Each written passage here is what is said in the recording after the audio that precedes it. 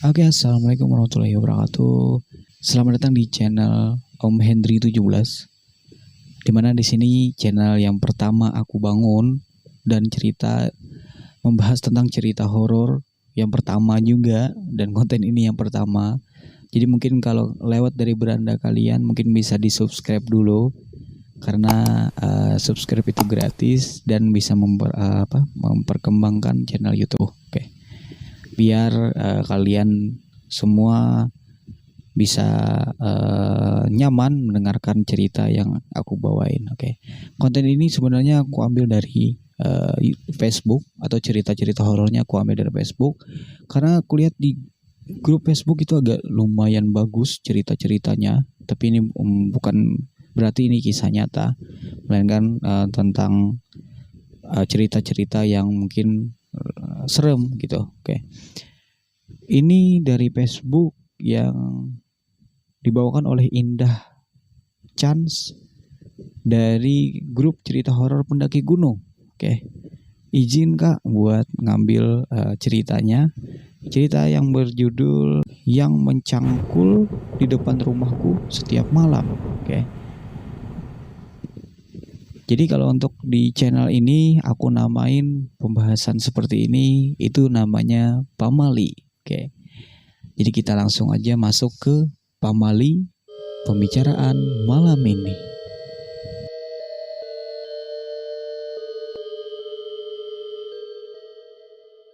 Bab pertama kita di sini disajikan dengan bab ya, bukan episode atau season gitu. Oke. Langsung aja masuk nih. Oke. Jadi ini rumah yang mau kita tempati, Mas. Bagus sih. Cuma kok masih kotor banget nih sih. Katanya tempo lalu udah kamu bersihin. Nah, yang cakap ini itu adalah istrinya oleh Mas Rio. Nah, cuman di sini namanya masih belum ada. Jadi kita langsung lanjut aja. Oke. Mas Rio, suamiku, hanya tersenyum tipis sambil merangkul pundakku lembut. Bukannya menjawab, Mas Rio malah menenteng satu tas besar dan membawanya ke teras rumah yang akan kami tempati tersebut. Aku pun membawa koper yang berisi pakaian, kemudian disusul lagi oleh Mas Rio yang membawa perkakas-perkakas rumah tangga lainnya.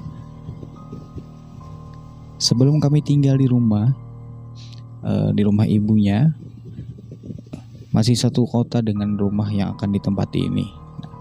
Hanya beda nama kampungnya saja.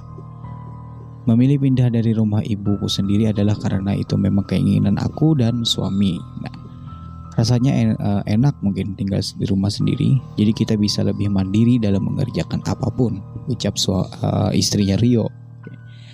Kulihat Mas Rio membuka gembok yang mengunci pintu rumah itu. Sementara mataku masih melihat pemandangan halaman rumah yang menurutku itu sedikit luas.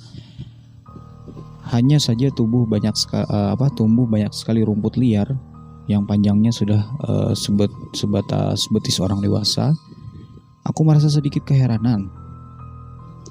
Seminggu yang lalu, Mas Rio mengatakan bahwa dia datang ke sini dan membersihkan rumah juga rumput-rumput di halamannya.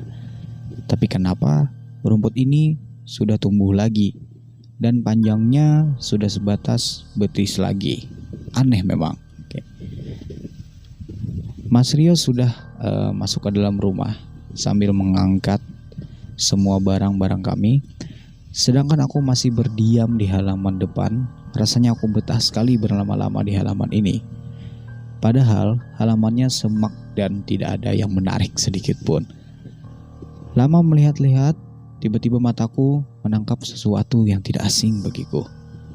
Dia tampak seperti tangan manusia yang tergeletak begitu saja di tanah antara rumput liar di halaman rumah. Aku mengocek mataku berkali-kali untuk memastikan bahwa yang kulihat ini benar-benar sebuah tangan manusia atau bukan. Tidak terlihat begitu jelas, hanya tangan sampai pergelangan. Tampak yang ditampakkan oleh istrinya Rio ini. Nah, kuberanikan maju untuk memastikan semuanya. Namun saat tanganku akan meraih benda itu, tiba-tiba "Tolong Mas Rio, tolong aku. Mas Rio di mana? Tolong Mas," ucap istri dari Mas Rio tadi. Nah, aku kini berada di sebuah ruangan yang gelap dan berdebu, juga pengap sekali. Tampaknya ruangan ini jarang sekali atau bahkan sama sekali tidak pernah dibuka, sehingga pengapnya tidak main-main. Padahal tadi aku masih berdiri di halaman rumah, tapi mengapa tiba-tiba aku di sini? Ruangan apa ini? Apa ini salah satu ruangan di dalam rumah ini? Tiba-tiba gagang pintu dibuka, terdengar digitan pintu yang sudah lama, sehingga agak susah dibuka. Dari luar muncul sosok wanita dengan tangan kanan yang sudah tiada, wajah yang pucat dan kepala yang penuh darah. "Apa-apaan ini? Siapa kau, lepas aku?" kata istri Mas Rio. Aku menjerit meminta tolong dengan sekuat tenagaku, namun sepertinya tidak ada satupun yang mendengarku. Kemana perginya Mas Rio? Kenapa dia tidak datang menolongku?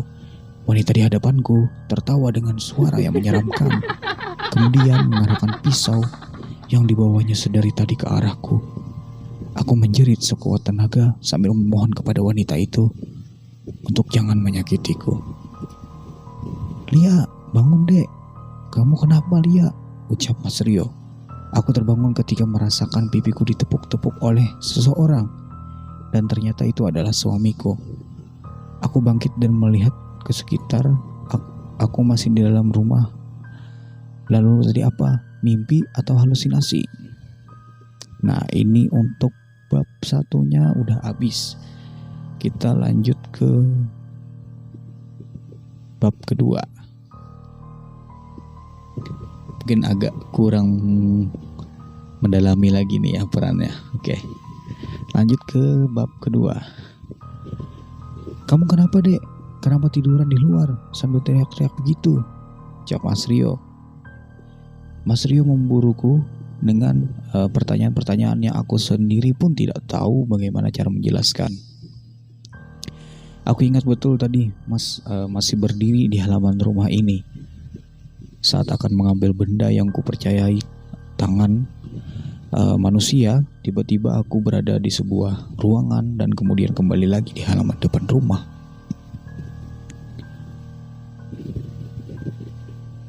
"Mas, aku takut Mas. Tadi ada hantu di sini. Kita pindah saja Mas. Aku nggak mau tinggal di sini." Setengah berteriak, aku memohon kepada Mas Rio untuk tidak jadi menempati rumah yang menyeramkan ini. Sambil menarik-narik baju kemeja yang dipakai oleh suamiku, akan mengerek seperti anak kecil yang meminta dibelikan permen. "Kamu jangan ngaco dek. Kita ini baru akan menempati rumah ini dan kamu bilang mau pindah. Kamu gak malu apa tinggal numpang di rumah orang tuamu terus? Udahlah dek, percaya sama Mas. Gak ada hantu di siang bolong seperti ini. Kamu hanya sedang berhalusinasi. Sekarang kita masuk yuk," ucap Mas Rio dengan nada tinggi. Mas Rio membantuku berdiri kemudian menuntunku masuk ke dalam rumah. Sebelum masuk, aku sempat menoleh ke belakang dan lagi-lagi aku melihat sosok perempuan tersebut tersenyum, menyaringi aku dengan sebelah tangannya yang sudah tidak ada lagi. Aku bergidik ngeri sambil mempercepat langkahku dan menutup pintu, kemudian menyalakan sebuah lampu rumah supaya lebih terang dan suasana tidak terlalu mencengkam. Rumah ini cukup luas dengan 3 kamar dan sebuah gudang yang mana Mas Rio berpesan kepadaku untuk tidak membuka dan menyentuhnya sedikit pun. Walaupun sedikit keheranan aku pun menuruti saja kata-kata suamiku itu. Hari pertama tinggal di rumah itu, Mas Rio tidak tidur di rumah. Katanya sedang ada lembur kerja sehingga pulang mungkin sekitar subuh dini hari nanti. Walaupun takut, tapi aku paksakan untuk tetap tegar. Toh juga tidak mau kalau suamiku menjadi pengangguran karena tidak kerja gara-gara menemaniku di rumah. Setelah mengantarkan Mas Rio sampai di depan pintu, aku buru-buru menguncinya, kemudian masuk ke dalam kamar. Takut hal-hal yang tak diinginkan kembali datang menakutiku. Srek, srek, srek. terdengar bunyi seperti orang yang mencangkul di depan rumahku. Awalnya aku mengabaikan suara-suara itu karena menurutku aku salah dengar saja. Oh, di sini dia mungkin positive thinking dulu ya kan. Namun semakin lama semakin jelas suara itu terdengar. Karena penasaran, aku pun memberanikan diri untuk keluar kamar dan melihat dari jendela depan. Namun langkahku terhenti ketika melewati gudang yang pintunya terbuka lebar. Aku mengerutkan kening, pertanda sedang keheranan. Bukankah gudang ini dikunci oleh Mas Rio? Lantas kenapa terbuka? Padahal jelas tadi siang gudang ini masih terkunci dan tidak bisa terbuka. Saat lengah melamun, tiba-tiba ada suara minta tolong dari dalam gudang itu. Aku tidak bisa melihat apa-apa karena memang gudang itu gelap, tidak berlampu sama sekali. Karena aku takut sekaligus merinding, aku memutuskan untuk kembali masuk ke kamar. Namun saat membalikan badan, sosok wanita yang datang semalam kini berdiri tepat di hadapanku dengan kondisi sama seperti semalam. Hanya saja ini matanya mengeluarkan air mata dan menangis terseduh-seduh. Tolong aku, Lisa. Dek, aku terkejut. Bagaimana dia tahu namaku? Siapa sebenarnya sosok ini? Sosok yang tadi menangis tiba-tiba tersenyum sinis kepadaku dan menjulurkan sebelah tangannya ke leher mulusku. Bau menyengat langsung menembus indera penciuman yang membuat isi perut hampir semua keluar. Hihihihi. Kamu harus mati, Lisa. Kamu harus merasakan yang apa aku rasakan. Tiba-tiba istri Mas Rio berteriak. Tolong Mas Rio, tolong aku. Aku merasakan sesak yang sangat amat karena dicekik oleh makhluk ini. Padahal dia hanya punya satu tangan, tapi tenaganya tidak terkalahkan. Setelah tidak bisa bernapas, mataku buram dan ya, aku tidak lagi mengingat apa-apa. Cahaya matahari mulai masuk mengusik tidurku. Dan aku pun terbangun kemudian melihat Mas Rio sudah berada di sampingku sambil sebuah tangan menggenggam minyak kayu putih. Lisa, Dek, kamu sudah sadar? Kamu kenapa, Dek? Kok tidur di depan gudang? Mas, makhluk itu sepertinya memiliki dendam kepadaku, Mas. Aku takut. Aku gak mau tinggal di sini lagi, ucap istrinya Mas Rio. Aku tidak bisa lagi menyembunyikan kesedihan dan ketakutan di hati ini. Mas Rio menyadarkan kepalaku di dada bidangnya, sehingga untuk beberapa saat aku merasa tenang. Tapi tunggu, bukannya tadi malam Mas Rio pergi kerja? Lalu kenapa sekarang bisa di rumah? Bukannya aku sudah menguncinya? Mas, kamu kok bisa masuk pintu? Kan aku kunci. Mas bawa kunci cadangan, Dek. Mas tahu kamu kalau tidur susah bangunnya. Soalnya, jadi Mas bawa aja satu kunci cadangan rumah ini. Oke, punya cadangan nih. Udah mulai takut nih yang baca. Mas Rio menjawab sambil tersenyum dan mencolek hidungku. Tapi entah mengapa di saat Mas Rio sudah ada di dekatku, aku merasa seperti ada mata mengintai kami saat ini. Siapa sebenarnya sosok perempuan itu? Kenapa dia tahu namaku? Dan sepertinya memiliki dendam kepada diriku. Sejauh ini aku merasa tidak memiliki musuh dan tidak mengusik hidup orang lain.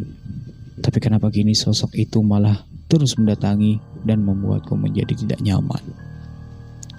Oke, itu sekian dari bab kedua. Kita lanjut lagi ke bab ketiga. Semenjak tinggal di rumah ini, aku semakin banyak melamun, sehingga kesehatanku sepertinya menurun. Aku yang biasanya sangat rajin merawat merawat diri maksudnya. Kini hanya sesekali, itu pun karena ingin bepergian ke tempat-tempat yang penting bersama Mas Rio. Untuk mencuci muka di malam hari saja aku malas. Lebih tepatnya takut. Takut nanti di dalam kamar mandi ketika mencuci muka, tiba-tiba sosok perempuan itu datang kembali menemuinya. Ya, setiap aku menanyakan atau membicarakan masalah sosok permohonan kepada Mas Rio, dia selalu menyanggah pertanyaanku dengan mengatakan bahwa aku sedang berhalusinasi atau sedang kecapean saja. Rumah ini adalah rumah peninggalan dari almarhum kedua orang tua Mas Rio. Mana mungkin Mas Rio tidak mengetahui apa-apa kalau memang rumah ini berhantu. Apa ada yang sedang dirahasiakan oleh suamiku? Klik. Pintu kamar dibuka dari luar. Aku sempat kaget dan ternyata yang masuk adalah suamiku, Mas Rio. Mas Rio tersenyum ke arahku dan kemudian mengambil posisi duduk di sampingku saat ini. Dek, kamu kenapa? Mas perhatiin semenjak tinggal di rumah ini kok murung terus. Aku ngerasa ada yang ganjil di rumah ini, Mas. Masa kamu gak ngerasain apa-apa sih, Mas? Kenapa cuma aku aja yang dihantui? Sebenarnya ada apa sih, Mas, rumah ini? Kenapa? Mas Rio terlihat menghela napas, kemudian menghembuskan secara kasar lalu menoleh ke arahku sambil kedua tangannya mencengkram pundakku. Selama Mas tinggal di sini bersama orang tua Mas dulu, gak ada apa-apa, Dek. Bahkan sampai sekarang pun tetap gak ada apa-apa. Mas punya penawaran buat kamu. Kalau kamu takut di sini sendirian, pada saat Mas kerja, Mas akan panggil pembantu kedua orang tua Mas yang dulu untuk kerja di sini lagi. Hitung-hitung, biar kamu ada temennya di rumah. Bagaimana? Ucap Mas Rio. Bikin penawaran nih sama istrinya. Penawaran yang bagus menurutku. Walaupun aku tidak yakin dengan adanya pembantu di rumah, sosok itu tidak datang lagi. Benar. Namun setidaknya aku punya teman di rumah. Apalagi Mas Rio memang akhir-akhir ini selalu kerja lembur dan masuk malam terus. Ya udah, Mas, aku mau. Besok suruh dia datang, Mas. Aku nggak mau lama-lama. Kamu tenang aja, Dek. Besok pagi dia sudah ada di sini. Tenang ya. Srek, srek, srek. Suara cangkulan itu terdengar lagi. Aku sudah bosan mendengar suara ini, Tuhan. Rasa penasaranku mengalahkan rasa takut saat ini. Dengan berani aku keluar dari kamar dan melihat dari jendela luar. Aku terperangah ketika melihat ternyata yang sedang mencangkul di depan rumahku saat ini adalah perempuan yang selalu menghantuiku saat ini. Walaupun sebelah tangannya sudah tiada, namun sosok itu terlihat-lihat dalam memegang cangkul dan mencabuti rumput-rumput liar yang ada di depan rumah. Kenapa rumputnya tumbuh lagi? Perasaan baru semalam dicangkul dan dibersihkan. Bulu kuduku tiba-tiba merinding saat melihat sosok perempuan itu sudah tidak ada lagi di tempatnya.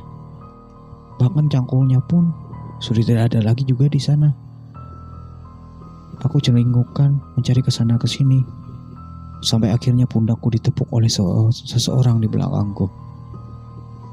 Aku dapat merasakan tangan yang menepuk pundakku saat ini dingin sekali. Ini pasti bukan manusia. Apa jangan-jangan dia adalah perempuan yang tadi? Ucapku dalam hati. Aku memberanikan diri melihat ke belakang dan ternyata dugaanku benar. Kali ini sosok perempuan itu memegang cangkul sambil tersenyum miring. Dia mengangkat cangkulnya ke atas dan akan diayunkan ke tubuhku. Kau harus mati, Lisa. Kau merasakan akibat dari perbuatan suamimu, ucap hantu tadi. Tidak, jangan sakiti aku. Aku sama sekali tidak mengenalmu. Tolong jangan sakiti aku, ucap istri Mas Rio. Dek, bangun, Dek. Kenapa lagi kamu? Ucap Mas Rio, suaminya. Aku langsung terbangun dan melihat sekeliling bahwa aku masih berada di kamar sekarang. Bahkan Pembantu yang suaminya dijanjikan akan datang besok sudah berada di dalam kamarku sekarang ini. Aku melihat ke arah jendela, sinar matahari sudah masuk ke celah-celah yang sudah pagi rupanya. Dan lagi-lagi aku hanya mimpi ternyata. Apa maksud perempuan tadi? Mengapa dia ingin membunuhku? Dan mengatakan akan membalas perbuatan suamiku. Ada kaitan apa sebenarnya mereka? Siapa sebenarnya perempuan itu? Apa Mas Rio akan langsung menjawab jika aku menanyakan hal ini? Tidak. Mas Rio pasti akan marah kepadaku jika aku menanyakannya. Apalagi aku belum punya bukti. Aku akan menanyakan semua kepada pembantu ini saja nanti. Dia kan sudah pernah bekerja di rumah ini. Sebelumnya pasti dia tahu seluk-beluk keluarga Mas Rio. Perempuan itu bukan hanya sekali dua kali mendatangiku. Tapi sudah semenjak aku tinggal di rumah ini, dia sudah berani menggangguku. Apa salahku? Kenapa sosok perempuan itu ada? Jika dia ingin membalas dendam, kenapa tidak kepada orang yang telah menyakitinya? Kenapa harus aku yang menjadi tumbal? Aku semakin tidak betah berlama-lama di rumah ini. Tapi aku tidak pergi sebelum semua misteri terkuak. Siapa sebenarnya dalang dari datang wanita ini setiap hari? Terlebih, dia ada di dalam mimpiku. Oke guys, cerita horornya mungkin sampai sini dulu. Nanti kita lanjut ke episode berikutnya. Bagi kalian yang mungkin agak rame untuk cerita ini, mungkin bisa komen di bawah, atau kurang penyampaian di mana gitu, karena baru pertama kali bikin konten. Oke, salah hilap mohon maaf. Assalamualaikum warahmatullahi wabarakatuh. Hendry dan Pamali pamit undur diri.